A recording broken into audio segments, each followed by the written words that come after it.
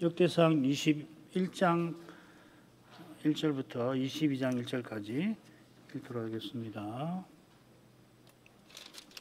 사단이 일어나 이스라엘을 대적하고 다윗을 격동하여 이스라엘을 계수하게 하니라. 다윗이 요압과 백성의 두목에게 이르되 너희는 가서 브엘사바에서부터 단까지 이스라엘을 계수하고 돌아와서 내게 고하여 그 수효를 알게 하라. 요압이 가로되 여호와께서 그 백성을 지금보다 100배나 더 하시기를 원하나이다. 내 주 왕이여, 이 백성이 다 내 주의 종이 아니니까. 내 주께서 어찌하여 이 일을 명하시나이까? 어찌하여 이스라엘로 죄가 있게 하시나이까 하나? 왕의 명령이 요압을 재촉한지라. 드디어 떠나서 이스라엘 땅에 두루 다닌 후에 예루살렘으로 돌아와서 백성의 수요를 다윗에게 고하니 이스라엘 중에 칼을 뺄 만한 자가 110만이요 유다 중에 칼을 뺄 만한 자가 47만이라. 요압이 왕의 명령을 밉게 여겨 레위와 베냐민 사람은 계수하지 아니하였더라. 하나님이 이 일을 괘씸히 여기사 이스라엘을 치심해 다윗이 하나님께 아뢰되 내가 이 일을 행함으로 큰 죄를 범하였나이다. 이제 간구하옵나니 종의 죄를 사하여 주옵소서. 내가 심히 미련하게 행하였나이다 하니라. 여호와께서 다윗의 선견자 갓에게 이르시되 가서 다윗에게 말하여 이르기를 여호와의 말씀이 내가 네게 세 가지를 보이노니 그 중에 하나를 택하라. 내가 그것을 네게 행하리라 하셨다 하라. 갓이 다윗에게 나아가 고하되 여호와의 말씀이 너는 마음대로 택하라. 혹 3년 기근일지 혹 네가 석 달을 대적에게 패하여 대적의 칼에 쫓길 일일지 혹 여호와의 칼 곧 온역이 사흘 동안 이 땅에 유행하며 여호와의 사자가 이스라엘 온 지경을 멸할 일일지 하셨나니 내가 무슨 말로 나를 보내신 이에게 대답할 것을 결정하소서. 다윗이 갓에게 이르되 내가 곤경에 있도다. 여호와께서는 긍휼이 심히 크시니 내가 그의 손에 빠지고 사람의 손에 빠지지 않기를 원하나이다. 이 여호와께서 이스라엘에게 온역을 내리시매 이스라엘 백성의 죽은 자가 7만이었더라. 하나님이 예루살렘을 멸하러 사자를 보내셨더니 사자가 멸하려 할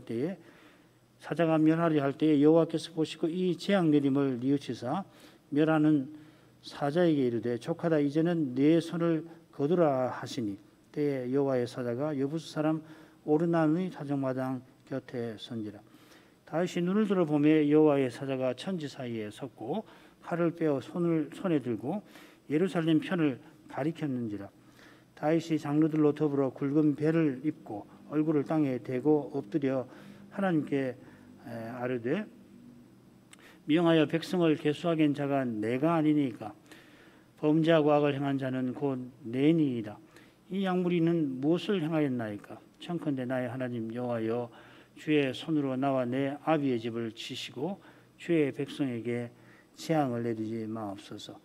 여호와의 사자가 갓을 명하여 다윗에게 이르시기를 올라가서 여부스 사람 오르난의 타작마당에서 여호와를 위하여 단을 쌓으라 하신지라. 다윗이 갓이 여호와의 이름으로 이런 말씀대로 올라가니라. 때에 오르난이 밀을 타작하다가 돌이켜 선사를 보고 내 아들과 함께 숨었더니 다윗이 오르난에게 나아가매 오르난이 내어다 보다가 다윗을 보고 타작마당에서 나와서 얼굴을 땅에 대고 절하매 다윗이 오르난에게 이르되 이 타작하는 곳을 내게 붙이라. 너는 상당한 값으로 붙이라. 내가 여호와를 위하여 여기 한 단을 쌓으리니 그리하면 온역이 백성 중에서 그치리라. 오르난이 다윗에게 고하되 왕은 취하소서. 내 주 왕의 좋게 여기시는 대로 행하소서. 보소서 내가 이것들을 드리나이다. 소들은 번제물로 곡식 뜨는 기계는 화목으로 밀은 소제물로 삼으시기 위하여 다 드리나이다. 다윗 왕이 오르난에게 이르되 그렇지 아니하다. 내가 결탄코 상당한 값으로 사리라. 내가 여호와께 드리려고 내 물건을 취하지 아니하겠고 값 없이는 번제를 드리지도 아니하리라 하고 그 기지 값으로 금 600세겔을 달아 오르난에게 주고 다윗이 거기서 여호와를 위하여 단을 쌓고 번제와 화목제를 드려 여호와께 아뢰었더니 여호와께서 하늘에서부터 번제단 위에 불을 내려 응답하시고 사자를 명하심에 저가 칼을 집에 꽂았더라. 이때 다윗이 여호와께서 여부스 사람 오르난의 타작마당에서 응답하심을 보고 거기서 제사를 드렸으니 이쪽에 모세가 광야에서 지은 여호와의 장막과 번제단이 그때 기본 산당에 있으나 다윗이 여호와의 사자의 칼을 두려워하여 감히 그 앞에 가서 하나님께 묻지 못함이라. 다윗이 가로되 이는 여호와 하나님의 전이요 이는 이스라엘의 번제단이라 하였더라.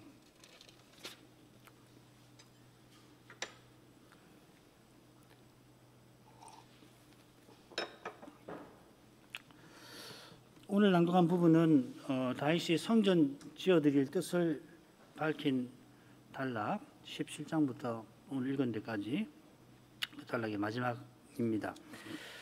다윗이 여호와께 성전을 지어드릴 뜻은 받으셨지만은 성전을 지은 사람은 다윗이 아니라 다윗의 아들이라 일러주셨습니다.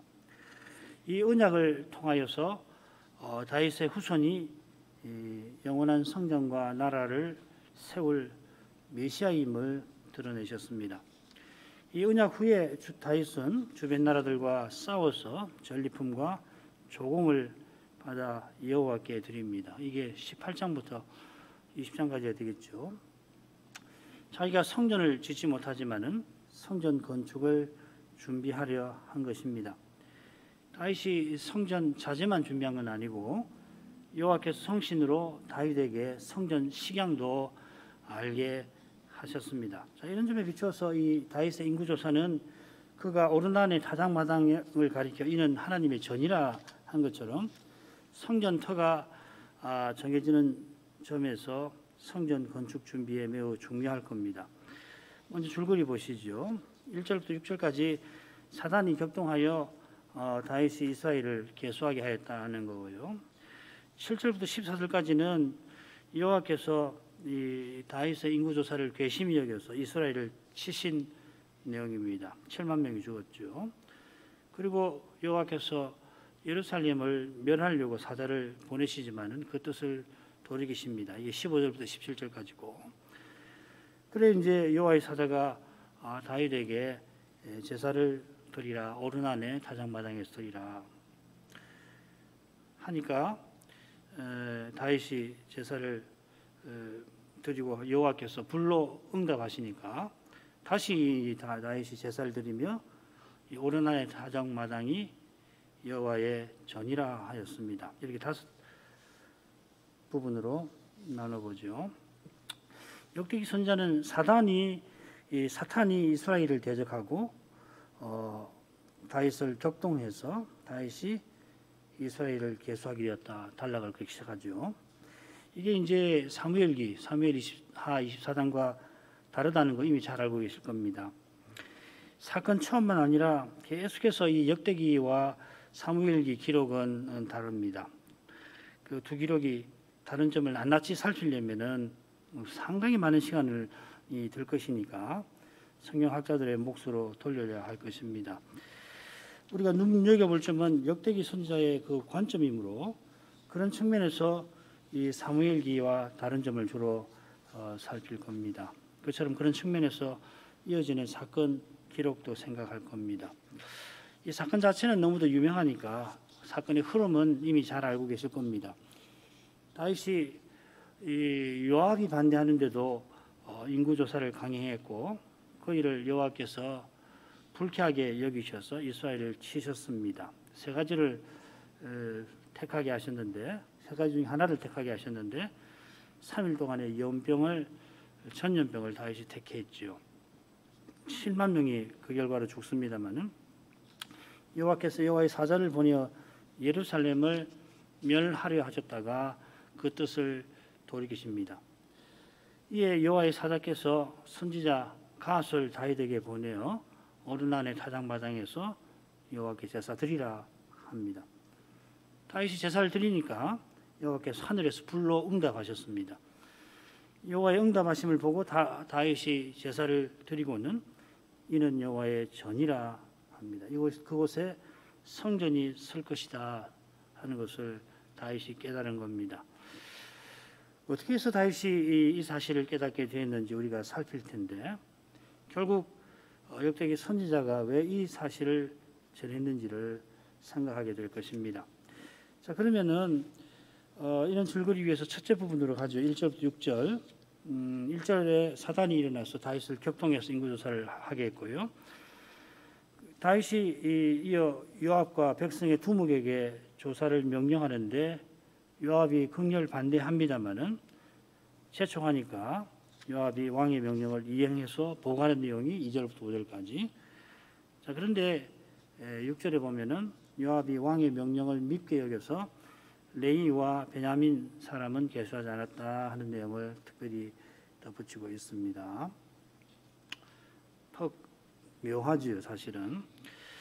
1절 읽겠습니다. 사단이 일어나 이스라엘을 대적하고 다윗을 격동하여 이스라엘을 계수하게 하니라.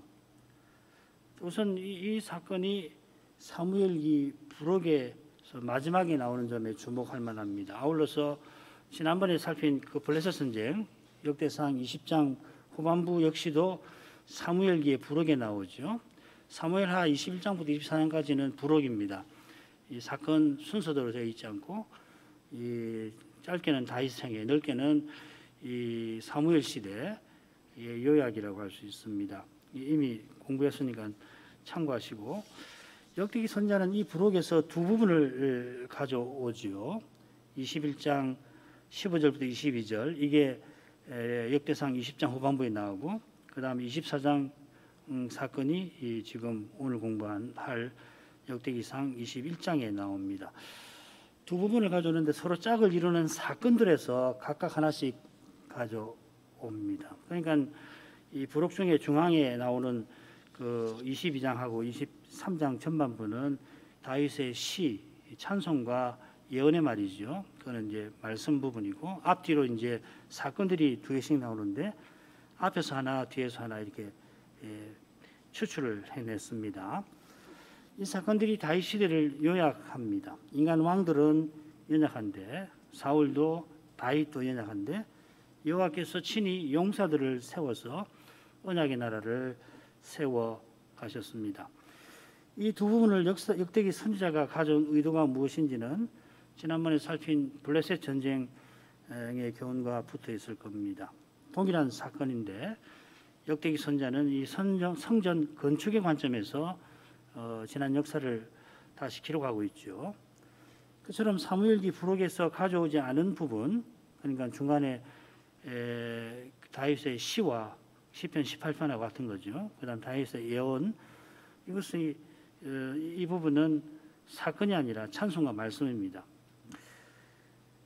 이 찬송과 말씀에서 다윗이 전하는 내용은 역대상 22장 이하에 나오는 내용들과 딱 붙어 있을 겁니다. 그것은 여호와께서 다윗 언약을 어떻게 친히 이루시는가 하는 겁니다. 특별히 성전 건축을 준비하게 하셔서 이루시는 겁니다.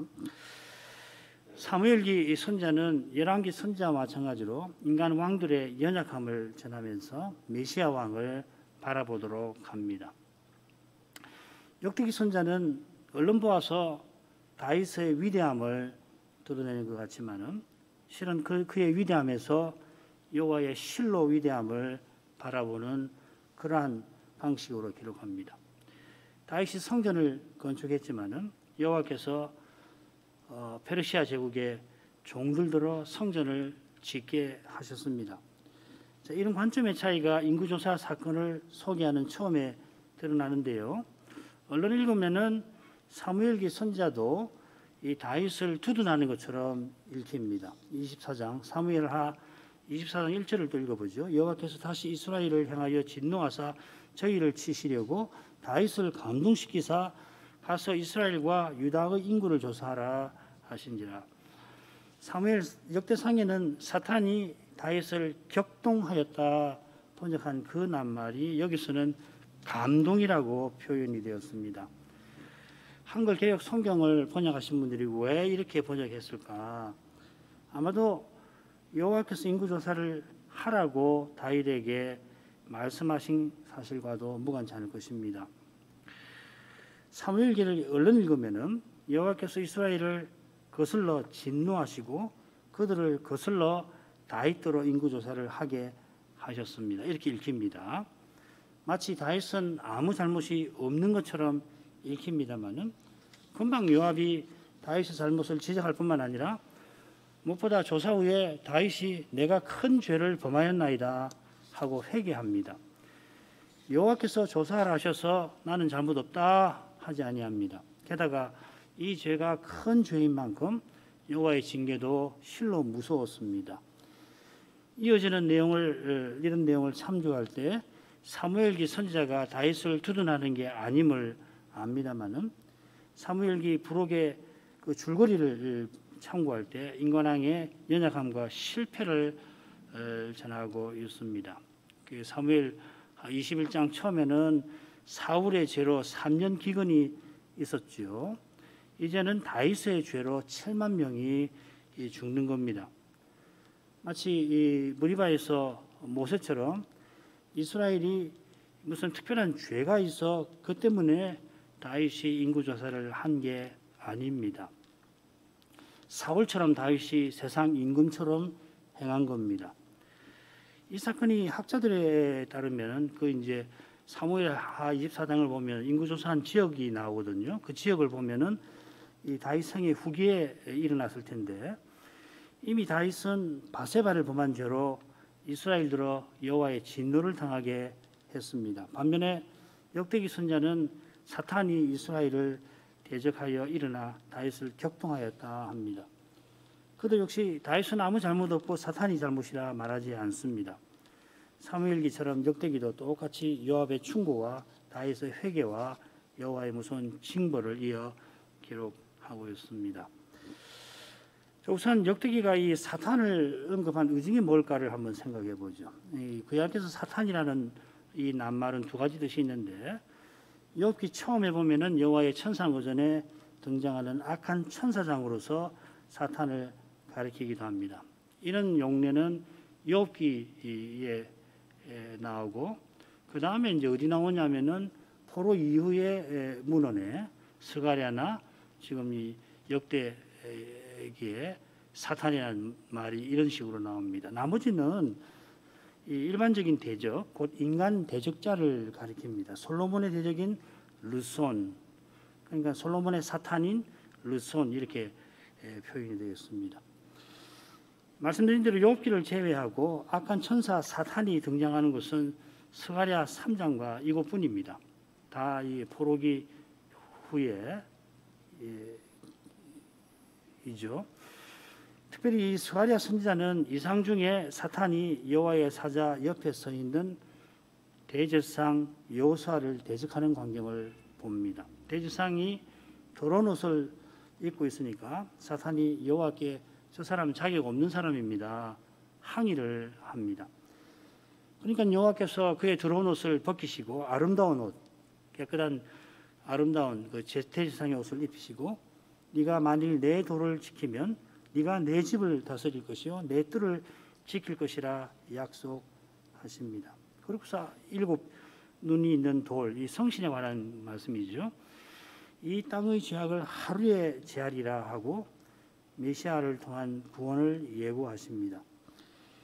역대기 선자는 이런 계시, 스가랴 선지자의 계시가 주어지던 시대, 곧 사탄이 성전 재건과 성벽 중건을 방해하던 시대에 언약 백성들에게 말씀을 전하고 있는 겁니다.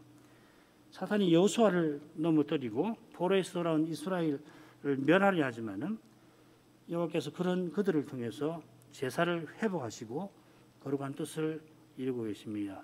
온 세상을 다스리고 계십니다. 이런 관점에서 역대기 선자는 다윗 같은 영웅이 절실한 시대에 다윗도 사탄의 격동함을 받아서 이스라엘을 위태롭게 만들었지만 여호와께서 그를 통하여 성전 터를 정해 주셨다고 강조하는 것입니다. 두 번째로 이 사건에서 생각할 점은 다윗이 이 인가조사한 것이 왜 큰 죄인가 하는 겁니다. 출애굽기에 나오는 인구조사에 관한 말씀, 출애굽기 30장 11절부터 16절을 간단히 살필 만합니다. 이 말씀은 이 시내산 정상에서 이 성막 식양을 내려주시는 대목, 출애굽기 25장에서 31장 대목에서 여호와께서 모세에게 일러 가라사대 하고 시작되는 7 단락 중에 두 번째입니다. 그 내용은 참조하시고 왜 모세가 이런 줄거리로 성막 식양의 내용을 배열했는가? 무슨 말이냐면은 25장부터 30장이 길게 성막의 기구 이래서 되게 다 나오는데 보시면은 세 번째로 물두멍이라든지 이건 따로 나와요. 왜 이렇게 물두멍은 따로 배열을 했을까 이 말이죠. 아마 이 창조의 7일의 내용과 매우 비슷하기는 합니다. 아무튼 지금 살필 것은 인구조사인데 이 인구조사가 속전 규례와 붙어 있습니다. 마태복음 17장 끝에 예수님께서 이 속전을 내셨죠, 그죠? 두세 개. 이 속전이라고 하는 것은 이스라엘이 여호와의 특별한 소유, 즉 여호와의 장자된 것과 붙어 있습니다. 여호와께서 특별히 소유하셨으니까 이스라엘이 자기를 하나님께 드려야 하잖아요. 소나 양은 초태생은 희생제사로 드려버리죠. 죽여가지고 하나님께 이건 하나님 것입니다 하고서 죽여서 드려버리잖아요. 그건 사람은 그럴 수 없으니까 돈을 내서 드리게 하신 겁니다. 이스라엘이 스스로 하나님의 특별한 소유가 되지 못해서 이런 절차를 발표하는 겁니다. 오직 오실 메시아 안에서 그 자격을 얻는 겁니다. 대지상 아론도 그렇고 모세도 그렇습니다. 다윗도 다르지 않습니다. 다윗이 왕된 것은 여호와의 종으로서 백성과 하나님을 섬기게 하신 겁니다. 오실 메시아를 본받게 하신 거죠. 그런데 다윗이 세상 임금처럼 언약 백성을 자기 것처럼 여기고서 인구조사를 하려 한 것입니다. 그가 우리아를 죽일 때에 세상 임금처럼 했는데 이제도 그런 태도를 취한 겁니다. 이런 태도가 우리가 흔히 갖고 있는 다윗의 훌륭한 면모와 심히 어긋납니다마는 그가 전쟁 포로를 잔악하게 죽인 데서 그런 태도를 벗어나는 것이 결코 쉽지가 않다. 그 시대의 사람으로서 쉽지가 않다는 것을 알 수 있습니다. 다윗이 여호와의 정답에 산 것이 오직 하나님 은혜이듯이 다윗 스스로는 이런 태도, 주변 나라 임금들이 하던 그런 태도를 벗어나지 못합니다. 우리도 마찬가지 아니겠습니까? 우리도 이 시대에 속해 살아가는데 이 시대에 만연된 그런 것들, 다른 시대에서 보면은 굉장히 하나님 말씀에 어긋나거나 미치지 못하는 것으로 보이겠지만 우리는 그게 뭐 어째서 하고서 행할 수가 있다는 것입니다. 그러니까 우리의 선행이라는 게 얼마나 하나님 앞에서 부족한가 하는 것을 엿볼 수가 있겠죠. 자, 2절로 가겠습니다. 다윗이 요압과 백성의 두목에게 이르되 너희는 가서 브엘세바에서부터 단까지 이스라엘을 계수하고 돌아와서 내게 고하여 그 수요를 알게 하라. 역대기 선자는 사무엘하 24장 2절과 조금 다르게 다윗의 명령을 기록합니다. 다윗이 요압과 백성의 두목에게 인구조사를 지시합니다. 이 브엘세바에서부터 단까지 계수하라고 했는데 이 사무엘기에는 반대로 되어 있습니다. 다윗 시대는 사람들이 이스라엘 영토를 말할 때 단에서부터 브엘세바까지 이렇게 표현한 것 같아요. 왜냐하면 이런 표현이 주로 나오니까요. 반면에 역대기에 한 두 번 혹은 세 번 나오는데 반대로 되어 있습니다. 자, 이것은 포로에서 돌아온 이들이 유대 지역에 살았던 것과 붙어 있을 겁니다. 마찬가지로 사무엘기는 이스라엘과 유다의 인구를 조사하라 이렇게 되어 있는데 여기서는 유다는 없고 이스라엘만 나옵니다. 이것은 역대기 선지자가 온 이스라엘을 강조하는 것과 붙어 있습니다. 이건 이야기하려면 굉장히 긴데 제가 줄였습니다. 여러분이 여호수아 창세기로 거슬러 올라가야 되는데 빼버리고 사사기부터 사무엘기 솔로몬까지 쭉 읽어보시면은 이스라엘 12지파의 그 관계가 어떤가 하는 것을 짐작할 수가 있을 겁니다. 다윗 등장 이전까지는 에브라임이 아주 주도적이죠, 그렇죠? 그런 어떤 배경하고 이제 관계에 있어서 항상 위에서부터 아래로 이렇게 표현을 했는데 지금 역대기에서는 바꾸어서 지금 표현을 하고 있는 겁니다. 그 다음 3, 4절 읽죠. 요압이 가로되 여호와께서 그 백성을 지금보다 100배나 더하시기를 원하나이다. 내 주 왕이여 이 백성이 다 주의 종 아니니까 내 주께서 어찌하여 이를 명하시나이까? 어찌하여 이스라엘로 죄가 있게 하시나이까? 하나 왕의 명령이 요압을 재촉한지라. 드디어 떠나서 이스라엘 땅에 두루 다닌 후에 예루살렘으로 돌아가서 요압이 다윗의 지시가 부당하다고 지적합니다. 어찌하여 이스라엘로 죄가 있게 하십니까? 사무엘기에는 없습니다. 이게 요압이 여호와께서 그 백성을 100배나 더하시기를 원합니다 하는 데서 다윗의 인구조사가 부당함이 잘 드러납니다. 이스라엘은 다윗의 백성이기에 앞서서 여호와의 백성입니다. 여호와께서 원하는 사람을 자기 백성 삼으십니다. 세상 나라와 달리 할례를 백성의 표로, 언약 백성의 표로, 언약의 표로 베풀어서 삼으십니다. 할례는 육을 잘라내는 겁니다. 레위기 12장 3절에 보면은 그 육이라는 말이 빠져 있습니다. 그 양피를 벤다 그러는데 양피에 육을 벤다 하는 말입니다. 그러니까 레위기에 나오는 이 부정함은 다 육과 관련되는 겁니다. 이 육이라고 하는 것은 언약 밖에 있는 상태, 죄와 허물로 죽은 상태를 상징하는 거죠. 창세기 6장 3절을 참조하십시오. 하나님께서 은혜로 구원하시는 뜻을 드러내실 때 모든 민족 중에 가장 적은 이스라엘을 택하셨습니다. 가장 보잘것없는 민족 하나를 택해서 제사장 나라와 거룩한 백성으로 삼으신 것입니다. 그런데 다윗이 자기 군대의 수가 얼마나 많은지 자랑하려고 인구조사를, 내 군사가 이렇게 많다 자랑하려고 인구조사를 행한 겁니다. 그런데 바로 앞에 무슨 내용이 나오냐면 여호와께서 뛰어난 용사를 다윗에게 주신 일이 언급되어 있지 않습니까? 하나님께서 용사를 만들어 주신 거거든요. 불과 사울 시대로 가면은 다 죽어버리잖아요. 길보아 산에서 뭐 다 죽어버리고 블레셋에게 형편없이 패해버리고 마는데 마치 무에서 유를 창조하듯이 하나님이 용사들을 다윗에게 이렇게 세우시지 않았습니까? 그런데 다윗이 하나님 은혜를 가지고서 자기 영광을 드러내려고 한 거예요. 백성의 중보장인 왕이 여호와의 거룩하심을 침해하는 죄를 지었기에 그가 대표하는 백성에게 죄책이 있게 된 것입니다. 요압이 이어서 다윗을 내 주 왕이라고 부르고 이 백성이 다 주의 종이 아닙니까 하고 덧붙입니다. 요압은 다윗의 인구조사가 죄인 줄 압니다마는 다윗처럼 백성을 왕의 종으로 생각하는 것 같습니다. 굉장히 미묘한 긴장이 흐릅니다. 구태여 인구조사하지 않더라도 백성이 왕의 종 아닙니까 하는 것이에요. 이 맞는 말 같으면서도 이 부족한 말이거든요.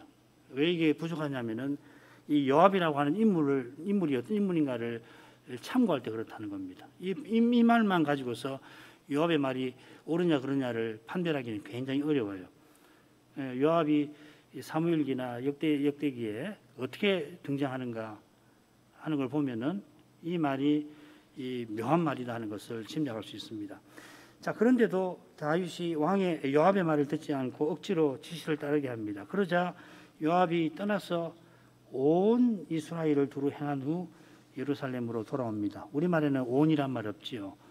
그 온이라는 말이 있습니다. 왜 그러냐면 5절에 그 표현이 또 나와서 그렇습니다. 사무엘기에는 그가 온 이스라엘을 다닌 여정과 기간이 간략하게 기록이 되어 있죠. 자세하다고 할 수 있습니다. 두님에서는 역대상 21장 5절 백성의 수요를 다윗에게 고하니 이스라엘 중에 여기가 사실은 온 이스라엘입니다. 온이 빠졌어요. 칼을 뺄 만한 자가 110만이요 유다 중에 칼을 뺄 만한 자가 47만이라. 요압이 돌아와서 백성의 수를 다윗에게 보고합니다. 온 이스라엘이 110만이고 그런데 유다는 47만이라 합니다. 왜 온이라는 말을 넣었을까? 이걸 조금 염두에 두고 들으십시오. 이미 알고 계시지만 사무엘기에는 이스라엘이 80만이고 유다는 50만이라 이렇게 되어 있습니다. 그러니까 두 기록의 차이가 나도 보통 나는 게 아니지요.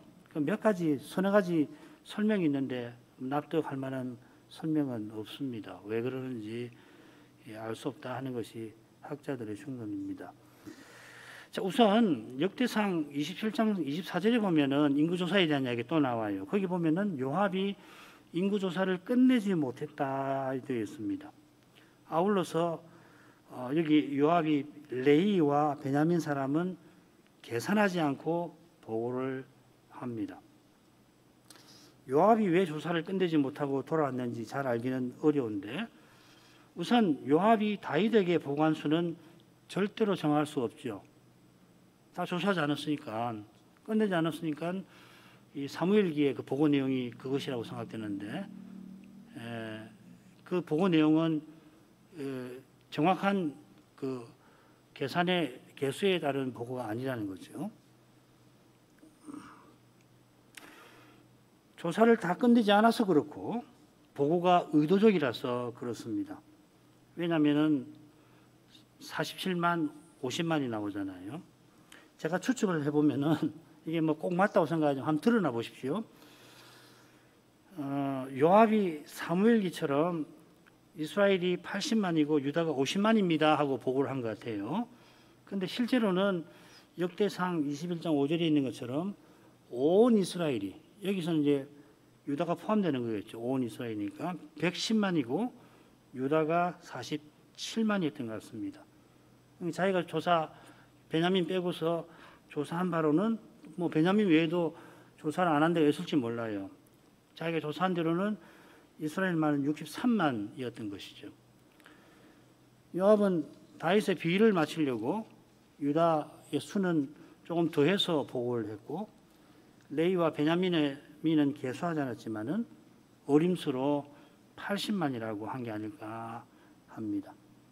이건 뭐 제 추측이에요. 뭐 달리는 왜 차이 나는지 알 길이 없습니다. 하여튼 이 요압이 이런 사람입니다.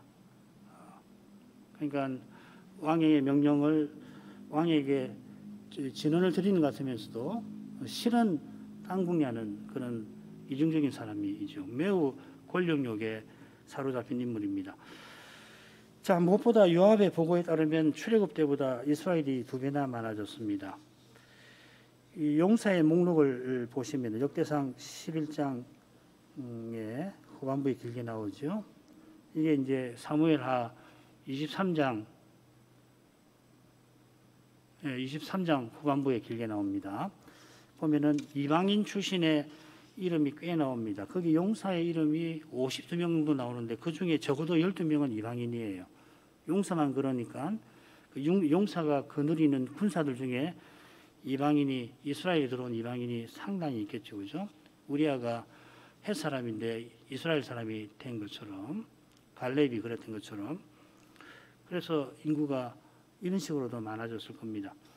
자, 6절로 가죠. 요압이 왕의 명령을 믿게 여겨 레이와 베냐민 사람은 계수하지 아니하였더라. 요압이 그런데 레이와 베냐민 사람은 계수하지 아니하였습니다. 레이 사람을 계수하지 말라는 명령은 민수기에 나옵니다. 왜 그러냐면 그들은 칼을 차고 성막을 수호하는 일을 맡아서 군대 수에는 넣지 말라 하신 것입니다. 다윗이 세상 임금처럼 인구조사를 지시했지만은 레이 사람을 계수하라는 명령은 내리지 않았을 것입니다. 만약에 이런 명령을 내렸다면 역대기 11장부터 29장에 나오는 다윗 생애와 절대로 어울리지 않고 또 사무엘하 24장 1절에 나오는 여호와의 말씀에도 어울리지 않습니다. 여호와께서 이스라엘과 유다의 인구, 즉 레위인을 뺀 12지파의 수를 계수하라 하신 것입니다. 베냐민 사람을 계수하지 아니한 것은 단에서 브엘세바라 하는 표현에서 짐작하듯이 요압의 교묘한 속내를 엿보게 합니다. 다윗이 유다 왕이 되었을 때 사울의 아들이 이 베냐민 지파 아닙니까? 나머지 지파들을 다스리며 다윗과 대립했던 것을 아실 겁니다. 베냐민 사람들이 사울의 사후에 다윗의 왕국에서 지내기가 쉽지가 않았을 겁니다. 요압이 이런 현실을 비판하려고 베냐민 사람들을 이불로 인구조사에 넣지 않은 걸까요? 아니면은 자신이 군권을 장악한 군대 장관으로 수에 넣지 아니한 사람을 자기 뜻대로 쓰려고 한 걸까요? 잘 모르겠습니다. 자, 이런 점에서 요압이 왕의 명령을 밉게 여긴 이유를 생각할 만합니다. 이 밉게 여긴다 하는 말은 가정한 것을 아주 미워하는, 그냥 눈뜨고 보지 못할 정도로 미워하는 태도를 가리킵니다. 만일 다윗이 레위인도 계수하라고 했는데 요압이 거부한 거라면은 요압이 밉게 여긴 것은 정당한 일일 것입니다만은 그렇지 않다면 요압이 밉게 여겼다는 것은 지금 그가 다윗의 권력 추구를 시기한 것일지 모릅니다.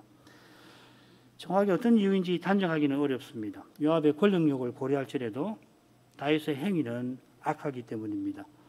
자, 이 점은 이어 나오는 말씀에서 좀 더 생각할 수가 있을 것입니다.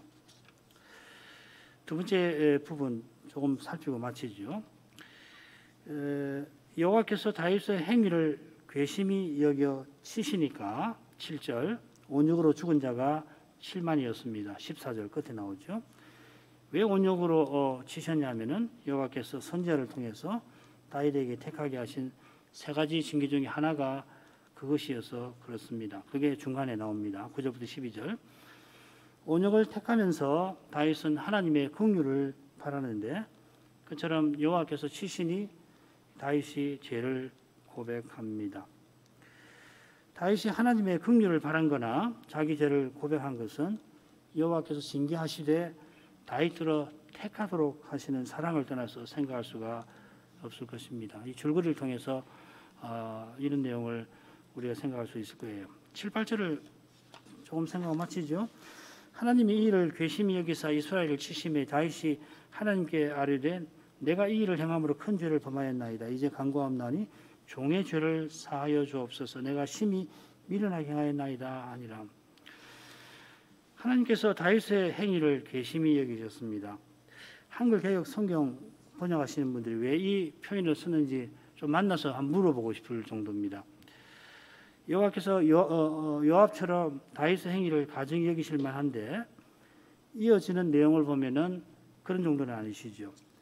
그래서 원문대로 하자면은 여호와의 눈에 악하였더라 이렇게 번역할 만도 한데 이렇게 번역하면은 굉장히 심각한 죄입니다. 도무지 용서할 수 없는 죄를 표현할 때 여호와 앞에 여호와 보시기에 악하더라 이렇게 하면은 절대로 용서받지 못한 죄거든요.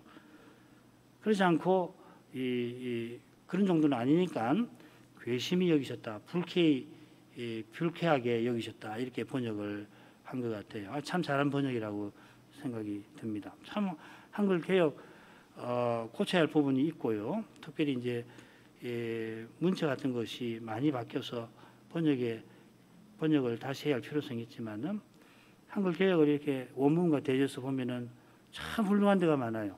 굉장히 고심하고 번역했다는 것을 알 수가 있습니다.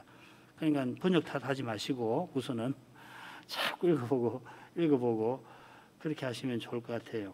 참 훌륭한 번역 중에 하나일 겁니다. 한글 개역에는 하나님께서 이스라엘을 치심에 다윗이 하나님께 회개했다 이렇게 번역이 되어 있죠. 이 번역대로 하자면은 하나님께서 인구조사 직후에 혹은 조사가 끝날 무렵에 이게 이제 역대상 27장 24절하고도 관계되는데 그 끝 무렵에 이스라엘을 징계하신 것이 됩니다. 사무엘기에는 인구조사 후에 여호와의 징계에 대한 언급, 치셨다는 언급이 전혀 없이 바로 다윗이 그 마음에 자책하고 이 재밌는 표현인데 여호와께 치셨다 할 때 똑같은 표현을 이렇게 썼어요. 다윗이 그 마음을 치고 이렇게 되어 있습니다. 사무엘기의 내용을 존중하면은 여기 여호와께서 이 일을 괘씸히 여기사 이스라엘을 치셨다 한 것은 이 단락의 요약이 될 것입니다. 제목 같은 거죠. 두 갈씩 같이 하나님께서 하신 일을 먼저 딱 요약하고 어떻게 치셨냐면 연병으로 치셨다 이렇게 되는 거겠죠. 반대로 여호와께서 인구조사가 끝날 무렵 이스라엘을 이미 징계하셨을 수도 있습니다. 저는 잘 모르겠습니다. 중요한 것은 다윗이 하나님 앞에 회개한 이 사실입니다. 다윗이 회개한 내용을 보면은 바세바를 취하였을 때 고백한 것과 비슷하고 그때보다 더 강합니다. 표현이 훨씬 더 회개한 겁니다. 이번에도 하나님께서 선지자를 보내어서 그의 잘못을 깨닫게 하셨는지 아니면 우리가 알지 못하는 어떤 계기가 있었는지 고집스럽게 인구조사를 강행하던 다윗이 큰 죄를 회개하며 주의 종의 죄를 사하여 주옵소서 합니다. 회개한 계기가 무엇이든 간에 우리가 모를지라도 상관없이 참된 회개가 하나님의 은혜라고 하는 점을 놓치지 말 것입니다. 이것은 우리가 믿은 계기가 무엇이든지 오직 하나님께서 우리를 믿게 하신 것과 같은 것입니다.